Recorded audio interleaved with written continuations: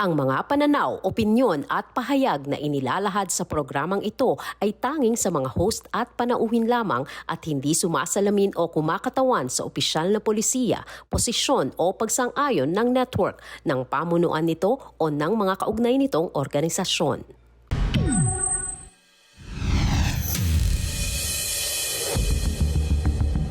Maliit na problema kung iisipin, ang kalat sa paligid ng bahay. Pero maraming magkakapitbahay ang nag-aaway dahil sa basura-basura na kakasuka.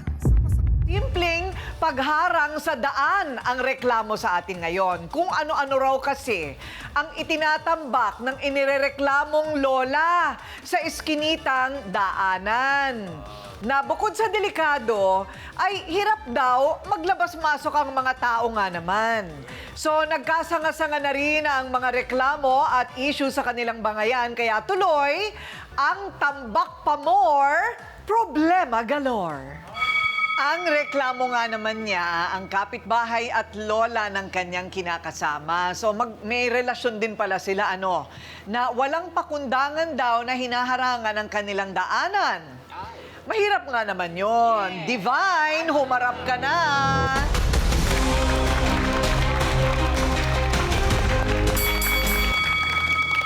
Okay, so anong problema?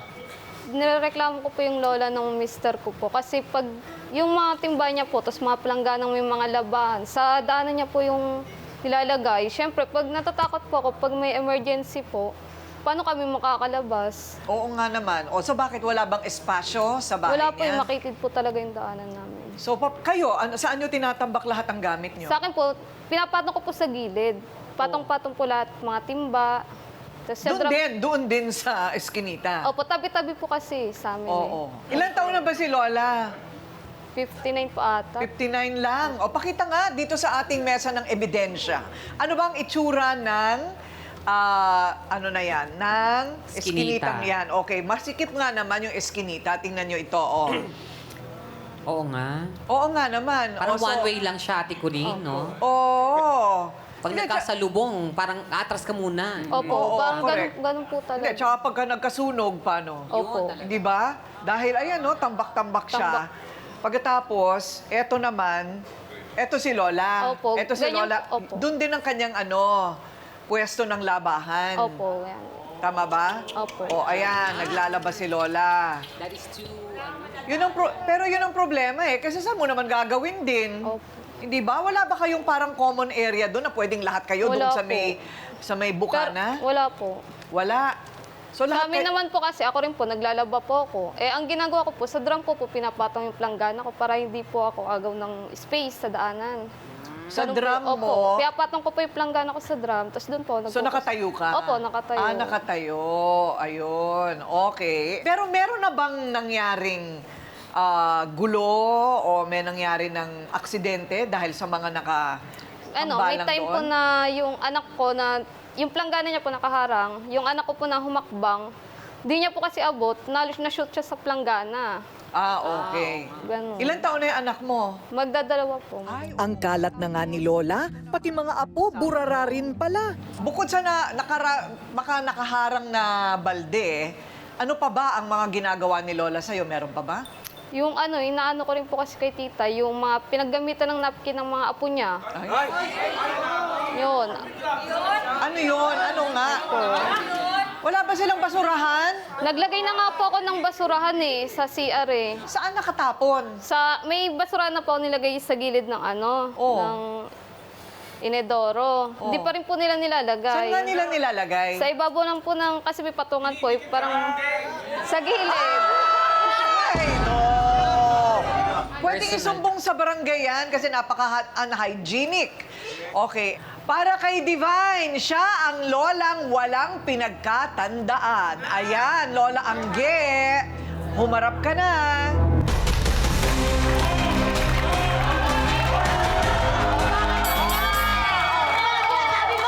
Bakit di ba totoo? O, eto na ang harapang tanong kay Lola Angge. May katotohanan ba na burara ng mga gamit nakahandusay sa eskinita? Meron kaming dito, katibayan, ayan Lola, Lola ka na ba talaga? May marami ka ng apo. Ilan ang apo mo? 11 po. 11 lang naman. Okay. Ilan ang anak? Ilan ang anak mo? 3 lang. 3 lang, pero mahilig sila mag-anak, ano? Okay, so ito yon.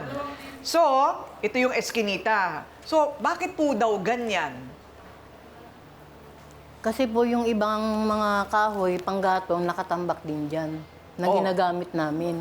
Pero Okay. ginagamit din naman nila. Oh. Ginagamit ko lang naman yung pagka, ano po, in case na emergency po, maubusan po ako ng gas, ganun. Yung yung kahoy na panggatong, eto, ayan, no, makikita mo dito. Yung kahoy na panggatong nakasandal naman sa pader. So, meron ka pang espasyo dito. Ang problema, eto, yung mga balde-balde, mga timba-timba na nakahandusay doon. Hindi kaya pwedeng ito'y maitabi din. Di ba pwede naman ito pagpatung-patungin, ano? So, Lola, ano tingin mo? Isang beses lang naman ho ako naglalaba sa isang linggo, kaya pagka naglalaba lang naman ako, nakaharang yung mga planggana. Eh, hindi nga eh. Lagi nga po kasi ginagamit po ng mga apo niya. Tapos hindi naman po binabalik sa binaharang din sa daanan. Kinakalat ng mga Opo. apo. Ano naman ang ginagawa nila doon? Pag maliligo po, kaya or may mga panguhuga-ugasan sila. Doon na rin ang liguan. Kinakalat, di na po nila niligpit. Okay. So, doon na rin naliguan sa Opo. labas? Talaga ba? Wala bang banyo dyan? Meron po sa dulo. May banyo po sa dulo. Okay. Lalo na po kasi pag sa gabi, madilim po dyan. Wala po kaming ilaw sa daanan. Akala natin tambak na kalat lang ni Lola ang reklamo. Pero pati ang kawalan ng ilaw sa daan, problema din. Yung sinasabi po nilang nakatambak po na mga kahoy, pinakikinabangan naman po nila yun eh. Ginagawa po nila pang gatong, ang luto ng kanilang Gumagamit pagkain. lang po ako ng kahoy kapag Tsaka- na emergency po na nauubusan po ng Okay lang gasolina. naman ang gumagamit. Tsaka po yung sinasabi po nila na balding nakaharang. Maayos naman po ang pagkatong po nun eh. Kuya, wala ka Inaayos kasi po dito, yun. di mo nakikita Tapos, na nakaharang. nandun po ako. Inaayos po yun. Kasi po yung Wala iniigip ka ng tubig na yun, para po sa lahat Wala na ka nakatira. doon, wala ka doon sa bahay na yun. Para po sa lahat na nakatira yun. Diba? Wala Kaya ka ka nga doon. umalis eh, di ba? Kaya ako umalis kasi hindi po nakabayad ng tubig.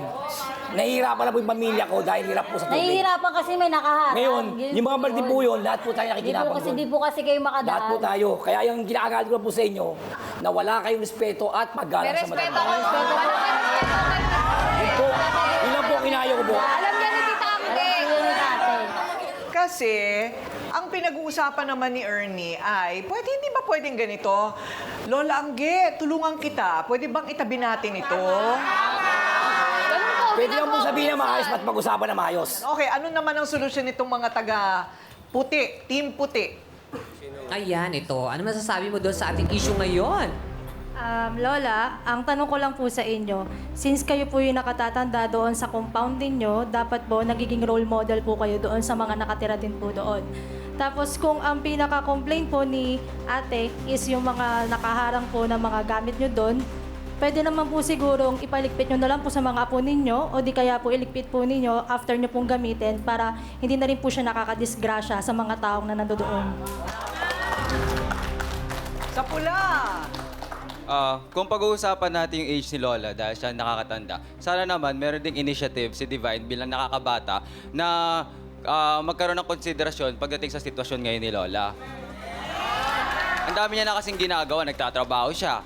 Tapos may inaasikaso siya mga apo niya. So with that, siguro mahirap na rin para sa kanya magdisiplina dahil ang dami niya rin iniisip at binubuhay. At kung gayon, bilang bata, mas nakakabata sa inyo is tumulong ka na rin sa kanya.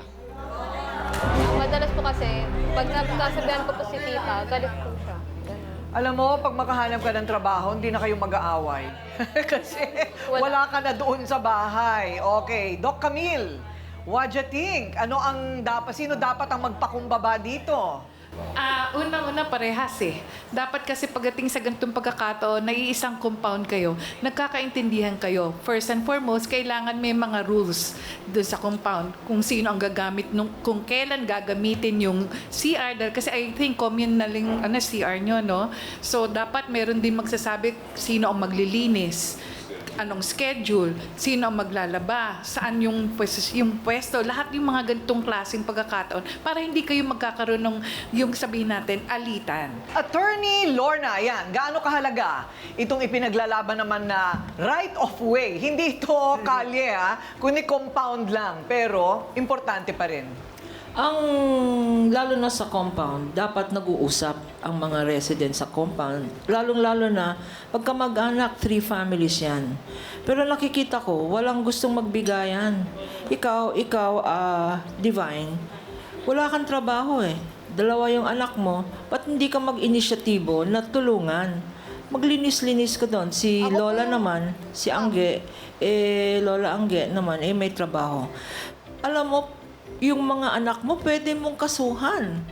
Kasi yung Republic Act 7610 for Special Protection of Children, abandonment yan, tsaka neglect. Pwede mong sabihin sa DSW na i-contact yung mga magulang para tulungan ka, no? Pwede ba ipakulong yon? Pwede, may Oo, violation parang sarap yun ipakulong. Para Ano ba matauhan sila. Kasi kawawa naman si Lola. Pinabayaan mo kasi Lola.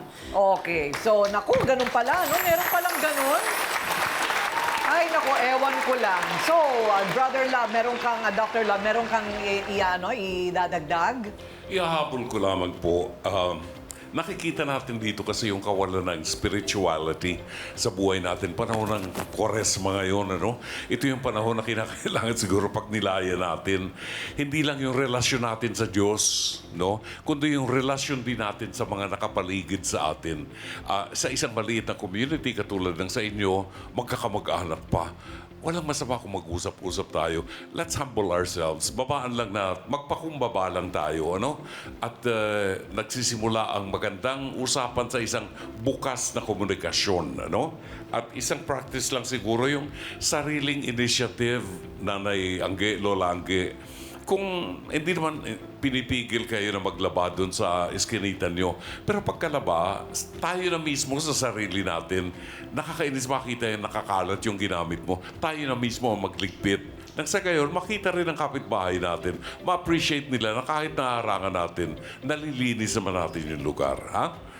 Maraming salamat. Thank you, Dr. Love. Para wala ng away, panahon na para itapon ng mga balde at batya. Tayo na ang bahala sa kanilang bagong washing machine. Kung ayaw ni Brother June maglabas ang washing machine, kami na lang. Bibigyan namin kayo ng washing machine. Lola, para hindi ka na ganun. Diba? Hindi, kaya ko lang naman naisip ito. Una, hahanap tayo ng mura. Diba na may dryer na? O ngayon, eto ang problema. Mag-aagawan tong mga to. Ang pag-aawayan naman nila ngayon yung washing machine. Diba? So, kailangan ibibigay lang yung washing machine na yan kung magkakasundo-sundo kayo sa schedule ng paggamit. Okay? May araw lahat ng labada mo, may araw lahat ng labada mo, etc., etc., etc. Malinaw ba yon, Lola? Para matulungan ka na rin. Kasi iiyak ka na nga sa pagod at hirap sa mga apo mo. Ang mga apo mo, magpatulong ka sa kanila sa pagdidisiplina. Hindi mo kaya. O, so kailangan talaga tumulong din kayo. Magkakamag-anak kasi kayo eh. Sino pa bang magtutulungan kung hindi kayo, di ba? O, pagkatapos pwede pa ipakonsulta kay Doc Camille yung iyong autistic na anak para mag-aral. Diba? Para lumalabas na rin ang bahay, hindi pa na ikaw naman nahanap ka ng trabaho. Diba? Para yung asawa mo, wag na masyadong mainit ang ulo, kundi sabihin mo, iiwanan mo siya. Tama? Okay. O, sige. O, so, okay na ba yun? May washing machine. O, teka muna, habang wala yung washing machine, pwede bang itabi lang natin yung labada, yung paglalaba? Nay, promise mo, ha? Tutulong kayo sa pagtabi para may daanang maluwag doon. Okay ba yun? O, promise mo, hindi ka na magagalit. Okay? Tsaka yung laba, pwede naman sa tabi, di ba? Sa tabi ka na muna maglaba. Yung napkin po, yun hindi tatabi. Yung napkin binabasura opo. yun, nanay. Hindi pwede ganyan nakahandusay. Bumili na nga siya ng basurahan. Kailangan niyo pa ba ng basurahan? Pwede ko rin kayong bigyan. Ng basurahan. Ano? Meron po doon. Meron. Meron naman daw. Huwag kayong spoiled. Okay, so, bati na kayo. Opo, okay naman po sa akin. O, totoong bate. O, ayan. O, so anong gagawin natin ngayon?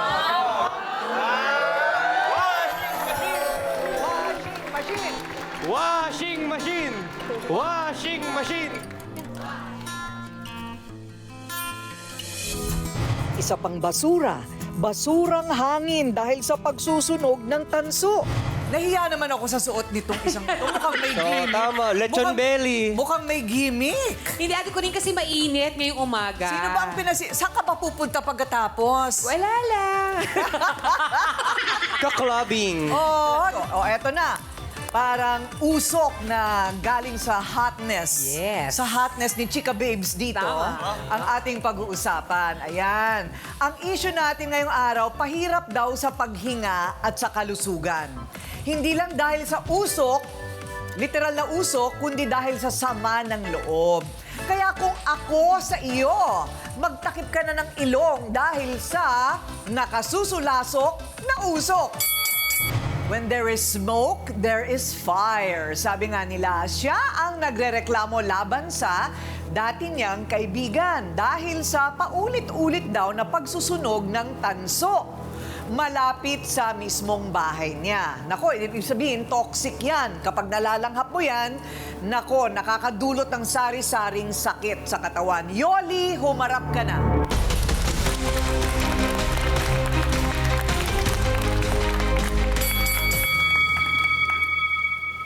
Teka muna, yung bahay mo, malapit sa sunugan ng tanso? Malapit lang po. Ano ba yung pabrika ba yan? Tabing bahay? Hindi po, wala pong pabrika doon. Ano lang po yung talaga nagsusunog sila ng tanso. May ganun pala, ano? Parang kinabubuhay siguro yun ng isang Oo, may sari-saring hanap buhay ang nadidiscover ko dito Mahal sa... kasi ang tanso, Ate Kuring, pag pinakilo mo. Opo. Mahal po siya. So, binibili yun. Opo, Binibili yun. binibili. Saan na nakukuha yung tanso? Sa mga... Wire po na mga natatanggal sa mga kuryente na Ay, mga kable. Opo. Ganon. Okay. So, nagsusunog. Paano sinusunog yon? sinusunog po. Pinaiinitan. Opo, tapos nakakalas po yung pinaka, ano niya, Parang balat. balat. Tapos Tanso. lalabas na yung tanso. Ah, ganon? Opo. So, yung barangay ninyo doon, parang sunugan ng tanso talaga. Kung minsan barangay, uso-uso. Hindi naman po, kasi po pinapagalitan na nga kami minsan ng, ng barangay dahil naaamoy nila yung... Eh, syempre. Sana naman ang gagaling yung usok. Oo. Doon naman. Oo. Pinapagalitan nila kami pagka ano. Okay, o tapos? Tapos yung pagka, kasi, kaya ko, dati ako nagganyan, tinigil ko na dahil nga, yun nga yung reklamo, na nakaka-perwisyo na. Okay. So ngayon, tuloy-tuloy pa rin itong kapitbahay mo? Opo, tuloy-tuloy pa rin siya. Yung kaibigan ko, tuloy-tuloy pa rin. Nasabi ko na, maghanap na lang ng ibang trabaho. Okay. So ano naman ang nagiging epekto sa inyo? Nahihirapan kaming huminga. Tapos, baitim ang usok nun, hindi lang ako, akala niya ako lang ang nagrereklamo. Hindi lang niya alam, buo yung doon na kapitbahay namin na umaangal na. Totoo ba? Opo, umaangal na nakakaamoy sila ng hindi maanong usok, yung nakakaubo na, tapos hihirapang huminga. Masakit sa ilong? Parang Opo. goma kasi yun eh. Reklamo na rin pala ng buong barangay ang maitim na usok mula sa pagsusunog ng tanso. Tunita, ako kahit spray net lang, pag nagganyan ako ng spray net, lalayo ako para hindi ko malanghap yung usok na dito, di ba? Masyado akong praning pagdating sa kung ano yung aking nalalanghap. Kasi nakakatakot yung epekto sa baga. Kayo ba hindi natatakot? May wala naman po akong pagkakakitaan, mami. Mhm. Kahit tanda na po ako, mag-a-apply nga po akong miski kasambahay, wala naman po tumatanggap. Sabihin po sa akin, matanda na raw po, hindi naman daw po pwede na bata po ang kinukuha nila. Ilang taong ka na ba? 61 na po ako, 61. Eh, mukha ka pang bata. Sa palagay mo, malakas ka pa naman. Siguro po. Wala ka namang sakit. O, ayun naman pala, marami ka pang pwedeng gawin. Nga nga po. O, magkano bang kinikita? Malaki-laki rin ba ang kinikita Opo, sa pagsusunog ng tanso? Magkano? 400 po isang kilo. Minsan po din, 400 pesos isang kilo. Eh kung magtitinda ka ng barbecue, Maski po ulam, ma'am, marunong naman po ako magluto. eh yan na nga ang sinasabi ko. Eh, wala naman po akong punan, ma'am. Eh, ito na nga. Kasi kung magtitinda ka na lang ng pagkain, barbecue, toppings, kikita ka 500 isang araw eh. O 500 isang araw, hindi ka pa kailangan magsunog ng tanso. Hahagilap ka pa ng tanso kung saan. Hahanap ka pa ng bebentahan. At pinapatay mo pa unti-unti ang sarili mo at lang lahat ng mga nakakalanghap. Kasi kailangan natin aminin na yung nalalanghap natin mula sa pagsusunog ng tanso ay nakamamatay. Opo. Kailangan Opo. talaga nating aminin yan. Ma'am, ganun nga po. Alam ko naman po nakakaano po yun. Kaya alam ko, wala naman po talaga akong makukurang ano. Alam mo, hindi ko maintindihan, Attorney Rob, bakit ang mga barangay inutil sa pagpipigil ng ganitong klase? Kasi una, illegal. Nakapapatay, nakakasama sa kalusugan, bawal. Ba't hindi nila ma-enforce? Di po nila ginagawa ang kanilang trabaho, kaya maaari naman ho silang makasuhan for their neglect of their duties. Because their power po kasama po sa kapangyarihan ng barangay na ipatupad ang batas. Actually, dalawa ho ang batas na aplikable dito. The Ecological Solid Waste Management Act at saka yung Clean Air Act. Dalawang basis na nga ho ang pupwede nilang arestuhin mismo yung taong nagsusunog ho ng walang permiso. At saka yung barangay captain na hindi mapasunod yung kanyang Maaari po constituent. silang mapanagot sapagkat po napakalala ho nito. Ang state policy po natin sa Clean Air Act ay polluters must pay. Pero Ate Coring, sa totoo lang, naranasan ko kasi yan. Magsunog ng tanso. Ang dalawa na pipirwisyo mo dyan, yung mga nakakamoy ng usok at saka yung mga kinukuhanan mo ng mga sampayan. May mga ganyan kasi yung iba, ay yan, tanso yan. Ginugupit, kinatanggal namin. Yung iba naman na may mga wire pa na kukunin mo talaga yung mga nakasabit na wire kasi hindi mo alam kung may kuryente pa yan o wala. Oo, kinukuha yan, pinuputol namin yan kasi nga para makaipo kami ng marami. Hindi yung nakikita mo lang kung saan. Talaga ba? Kukunin mo talaga, ganun yan. Ang dami ng 1 kilo, ha? Yes, oo. Mura-mura, 400. Biro mo maghahagilap ka sa mga pa. bahay na kung saan-saan. Nay, kahit sa tabing dagat ka pa magsunog ng tanso, wala kang kapitbahay, masama pa rin sa kalikasan at masama sa nagsusunog. Masama yan. Kaya kailangan talaga yan. Enforcement, kagawad ha? Enforcement. Kailangan matutukan din yung barangay para ma-enforce. O eto na. Ano naman kaya masasabi ng mga sawsawero at sawsawera? Sa pula, sa puti, anong inyong masasabi? Ay, ito. Ayan, Kumusta ka? Tayo ka? Nakatayo na ba? Sorry. Ano po, sa tingin ko po, wala naman po masama if gusto nyo pong kumita. Pero nagiging masama lang po siya kapag nakapag-perwisyo na po kayo ng ibang tao. Lalo na po, hindi lang po sa tao yung perwisyo, pati po sa kalikasan. At isang community po kayo, dapat marunong po kayo makisama sa isa't isa dahil hindi lang po kayo yung tao doon. Bakit po hindi nyo po gamitin yung willingness and dedication nyo po para maghanap po ng ibang paraan para kumita? Dahil kung gusto po natin, di ba, marami pong paraan. Pero kapag ayaw po, maraming dahilan.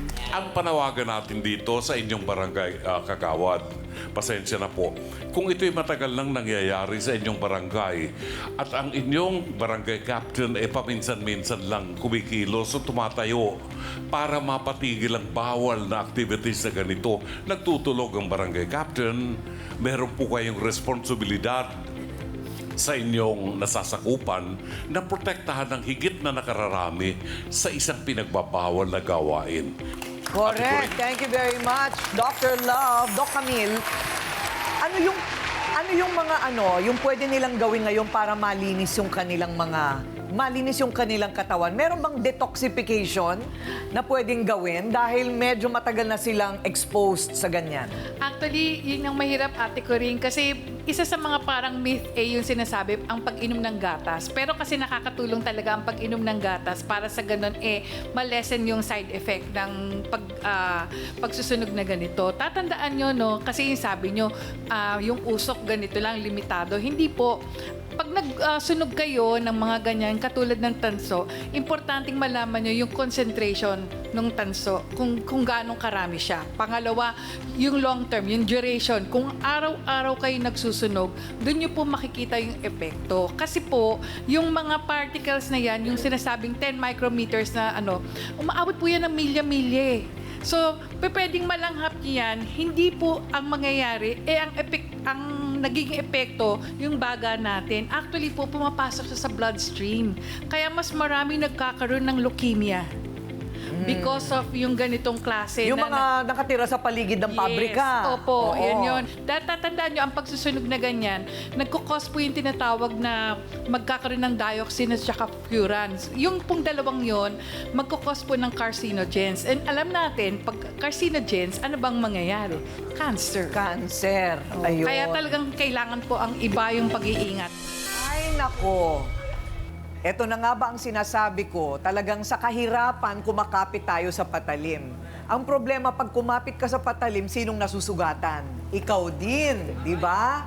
Ang pinag-uusapan dito ay kabuhayan. Opo. Kayo nakahanap na ng kabuhayan. Opo. Natutuwa naman ako sa inyo, kinilala ninyo ang responsibilidad ninyo sa kalikasan at saka sa kapwa-tao ninyo. Ano? Opo. O, palakpakan natin. Kaya, ang gagawin ko, dahil meron akong kaibigan na may-ari ng appliance center, bibigyan ko kayo ng washing machine. Isa lang. Maghahati kayo. Maghahati kayo sa labada. Hindi ako nagbibiro. Monday, Wednesday, Friday, Yoli. Tuesday, Thursday, Maribik. O. So, makakatulong sa inyo, hindi ba? Oo, malaking bagay po. Oo, malaking bagay yun. O, baka pag-awayan ninyo yung washing machine, ha? Kayo. Pero Ate Corinne, kung masira po yung washing machine, may kilala tayong gagawa. Baka ang mangyari, bumubulwak yung tubig imbis na imbis na labada. Ate Corinne, baka pabaliktad naman yung hélice niyan. Kaya nga, pababa. Ipapasok mo ng malinis na labas ng madumi. Okay, so, teka muna, Estela at Neboy, kayo naman, ilalapit namin kayo sa TESDA. At bibigyan namin kayo ng kapital pangkabuhayan. Nabigyan na natin sila ng solusyon. Kaya, ano pa ba ang gusto nating ending? O, bati na kayo?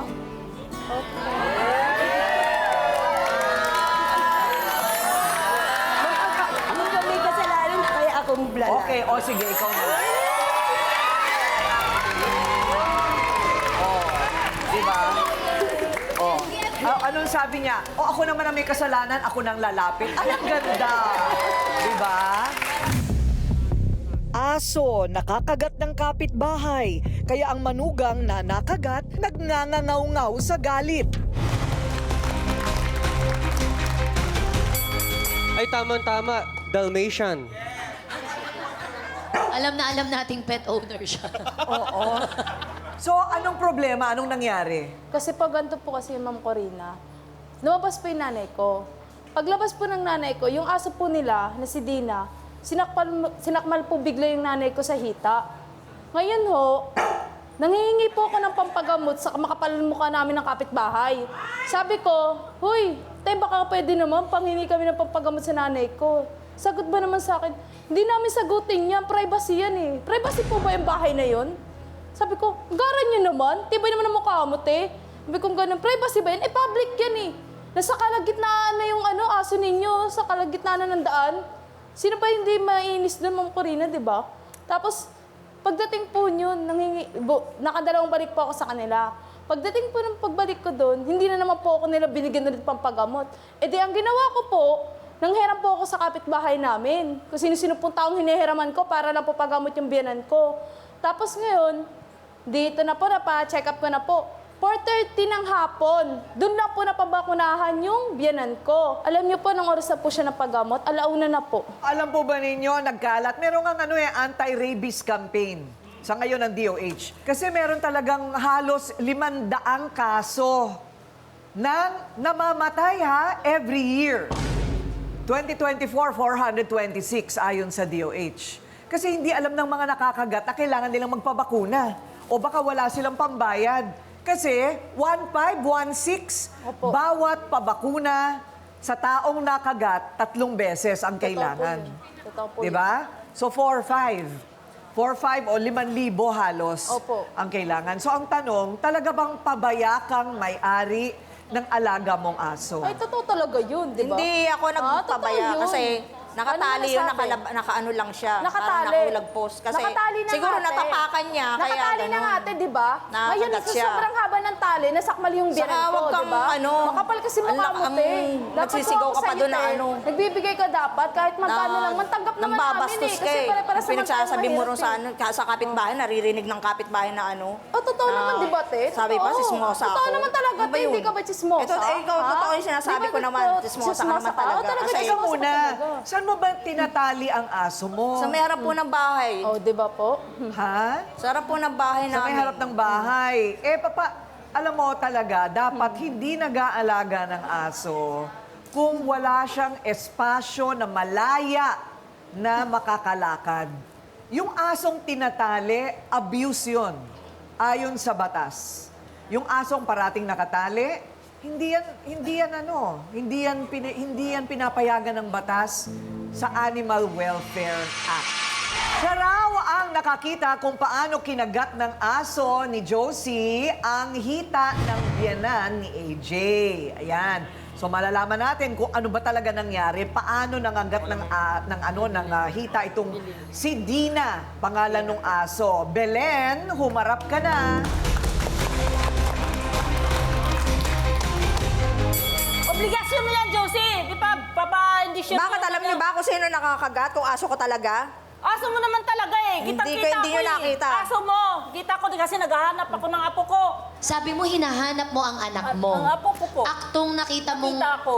pagkakakagat? As in, yung mismong pangyayari? Yung aso niya, Josie. Okay, so may ginawa ba si ate, yung nakagat, bago siya makagat?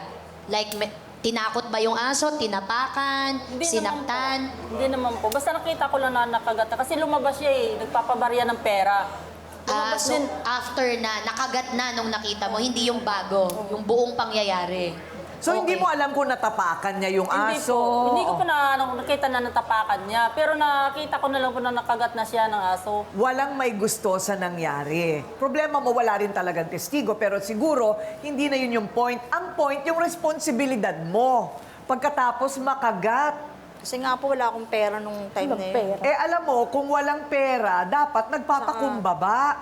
Na makikiusap ka kay AJ, pasensya ka na. Hindi natin ito ginusto. Hindi lang po yan yung matapang nire-reklamo siya ko din po sa kanya, Ma'am Corina. Alam niyo po, napakalaking chismosa niya sa barangay po namin.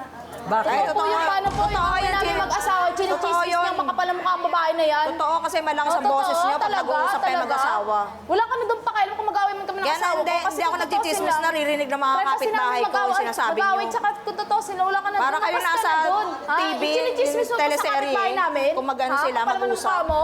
At may naungkat pa tayong isang issue.